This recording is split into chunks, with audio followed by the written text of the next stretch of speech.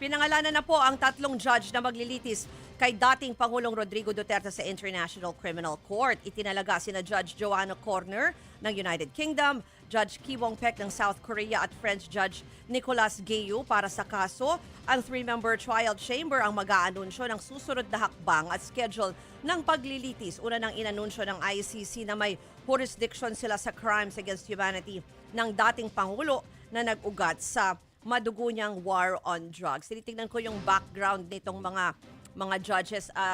Talaga yung nila, grabe rin pala yung experience nila pagdating sa international law at naghawak na rin sila ng iba pang mga kaso nung mga dito sa ICC involving some of yung top leaders ng ibang bansa. So, sabi nung mga 'di ba, ng mga both defense yung mga abogado ng mga biktima at sa prosecution din na posibleng abutin pa ng and even defense ilang buwan yung paghahanda bago dun sa formal trial. So magiging malaking anunsyo din talaga ito kung kailan magsisimula yung mismong trial dyan sa ICC.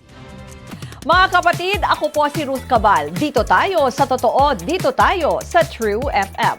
Mag-follow at mag-subscribe din po kayo sa aming social media accounts at True Network PH. Diyan po yan sa aming X na dating Twitter, sa FB, sa Instagram, sa YouTube, sa TikTok at sa mga podcast. At syempre, tutok din po kayo sa Signal True TV Channel 19.